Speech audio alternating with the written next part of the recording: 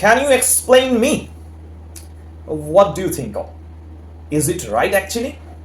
Can you explain me? Is it right? No, it's grammatically not correct. Okay?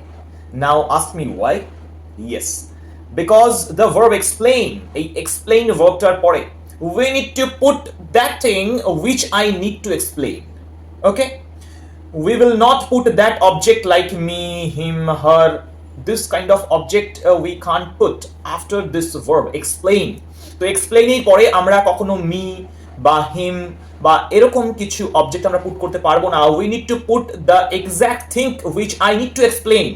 Suppose আমাকে সেই জিনিসটাই put করতে হবে এক্সপ্লেইন ভার্বের পরে যে জিনিসটা আমি এক্সপ্লেইন করতে চাই কাউকে. Like can you explain this to me? This is the object actually, and this is something which I need to explain to that person or to you. Okay, so আমি এখানে বলতে পারি can you explain this to me? Can you explain this matter to me? Okay, বোঝা গেলে অবশ্যই share, and I believe this was unknown to all. Thank you very much, and this is an interesting one as well. Thank you.